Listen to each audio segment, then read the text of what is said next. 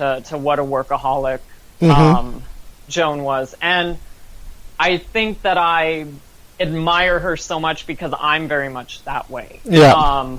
Joan Rivers said once that, she didn't take vacations because she thought, if she went 3 days without working or without performing, she would think that she lost it. And I'm that same way. Yeah. If I go, a day or two without acting or without doing a voiceover role or without writing, then I'm like, oh my God, I lost it. I can't do it again. And I'm always doing some kind of work for acting. I'm always doing that admin work of like emailing people, sending out the postcards, sending out the letters. That's what I was doing before this. We did a showcase at my acting school, so I was finishing up writing out the last of the thank you cards to the industry that came. And I finished that, and then I called you. So I kind of, I don't know if emulate is the right word, but I'm very much like Joan Rivers with that work ethic. And I have to say that a big role model for me is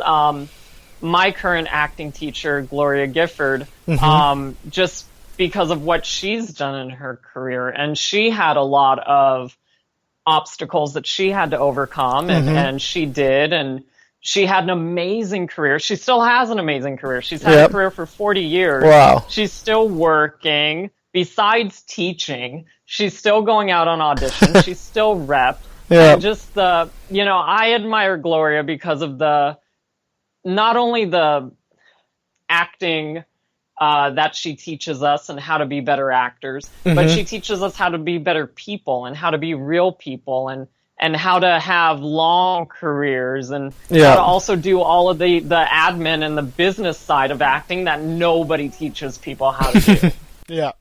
Yeah. There's a whole lot of paperwork, I'm sure.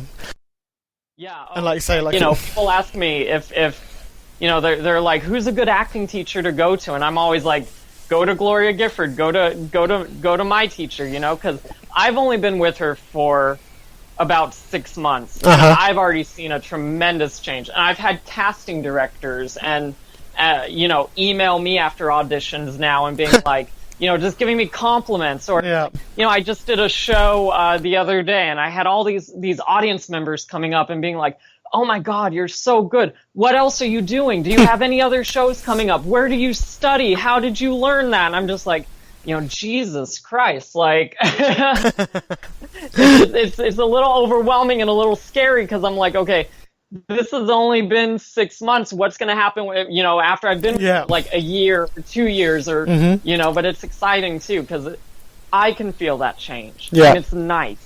That sounds absolutely really good, and all credit to Gloria. She sounds like a fantastic teacher. Oh, she is. Well, and you probably have seen her, especially with your if you like horror movies. She was in. Did you ever see the original Halloween 2? That was. I did. Movie? Yeah. Okay, remember Mrs. Alves, the black nurse, the head nurse who was real tough? Yes, I do. That's Gloria. Oh wow! Oh wow! Yeah. That's pretty impressive. Yeah, that's not bad at all, to be fair. Yeah. And like you say, especially having been able to teach you all the background stuff as well, because I think of that work ethic that you've had. Just again, I'm sorry to say that it sounds similar to something that I've done. But it's like I've got the same with this podcast that I do. If I'm not doing something with it for at least a couple of days, then my friends and my wife will testify to the fact that I'm sitting there going, "I've lost it. I can't do it. I'm not going to do it." Yeah, because I've got to constantly in the evenings, even if I'm watching TV, I'm constantly writing emails to publishers or tweeting to the likes of yourself and sending invites out. And it's slightly different in the fact that obviously the admin work to become an actor to send in invites, but it's a very similar sort of ethos. If I'm not doing it, I start losing faith in myself. Yeah, exactly. And it's I totally get where you're coming from. Excellent. So, I mean, following kind of on from the inspirations, if there's one actor or actress or even a director who you could work with, who would it be and why? I would love, director-wise, to work with Steven Spielberg.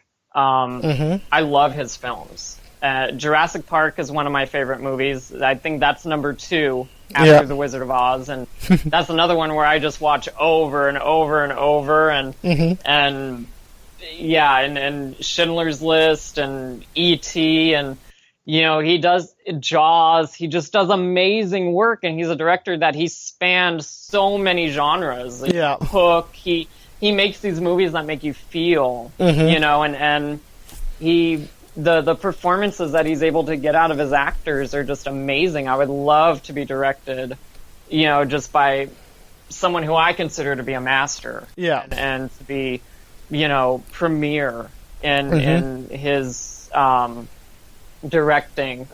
In terms of actors and actresses, my gosh, it's like you always have like that listen that someone asks you and it just goes out of your head. I would love to work with Jim Parsons from Big Bang Theory. Oh God, he's brilliant, isn't he? Yes, I was just gonna say he's brilliant. He's a genius. I would love to just do one scene with him and just have like 2 lines and just be able to like play off of him. Jane Lynch is another one. I think she's a genius with her comedy. I'd love to work with Betty White. I've been a Betty White fan for years. And I think just being able to be on set with her and just learning from her, like, my God, and not even to mention just all the stories that she must have. Angela Lansbury's another one. I would love to do something with Angela Lansbury. Yeah, I'd love to meet her one day.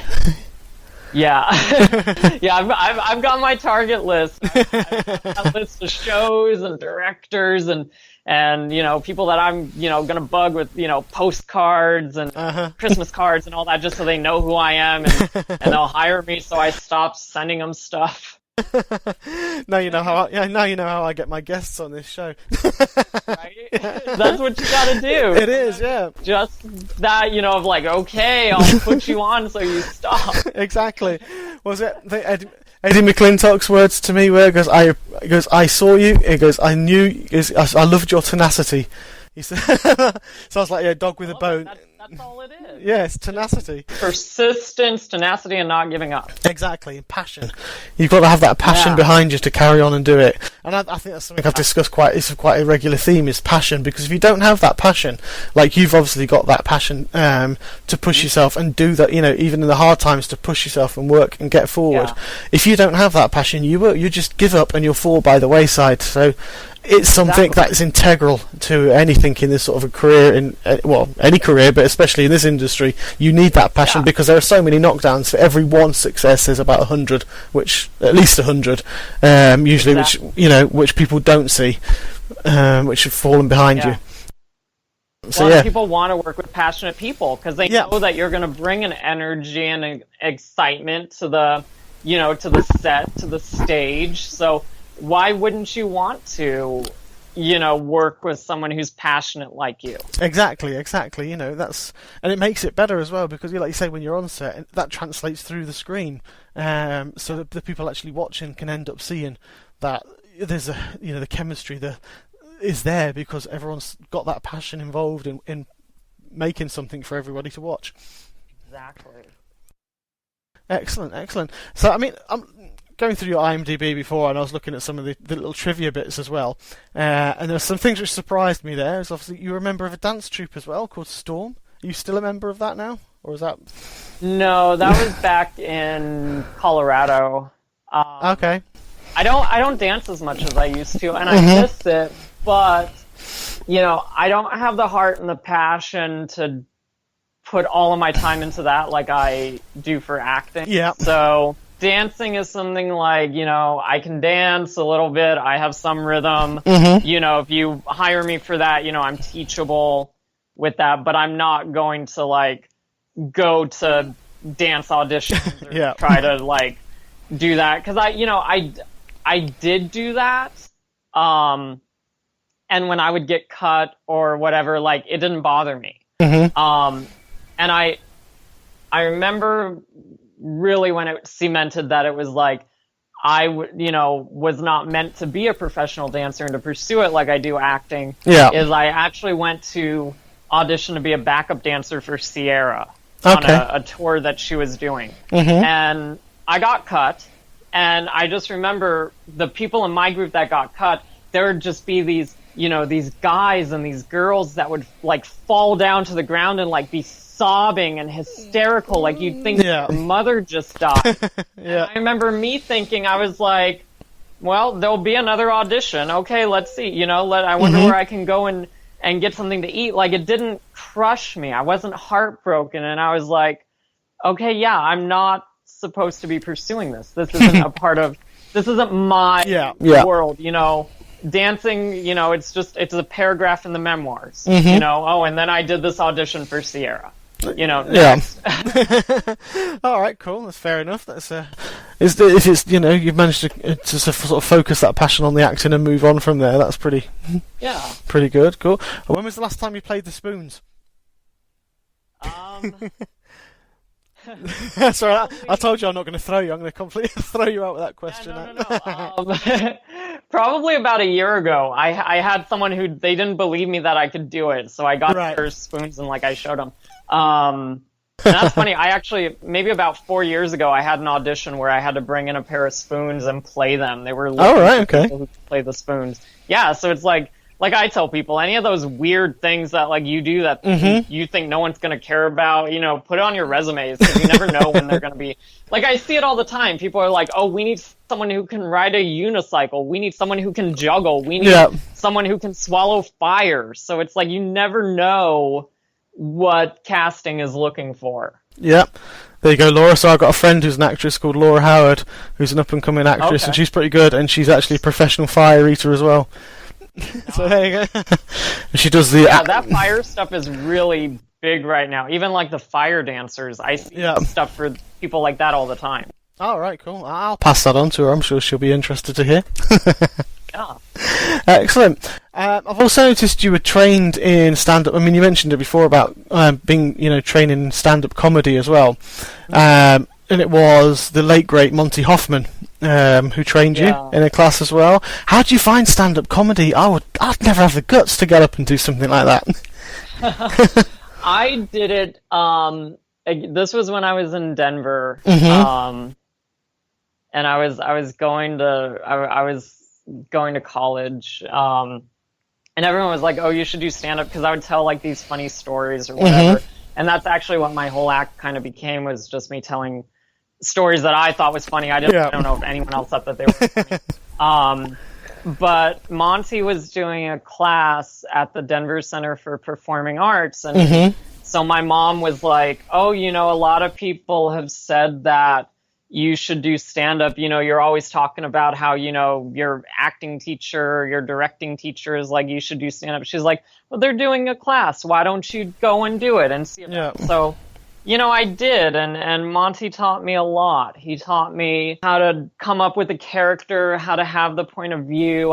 He taught me the difference, too, between, comedy and ranting. Because I think a lot of comics, they get up there and they rant. Yeah. And they think that they're being funny, but they're not, And he taught me how to have that sense of humor about yourself, how to make fun of yourself to make other people laugh, and how to make bad things that have happened to you funny. Monty had cancer, and he would do cancer jokes. Right. And then he would have people come up to him afterwards saying, "Oh, I have cancer too, and I was so down, but you made it funny, and now I feel better," all that stuff. So, it was, how you can change people's lives with that.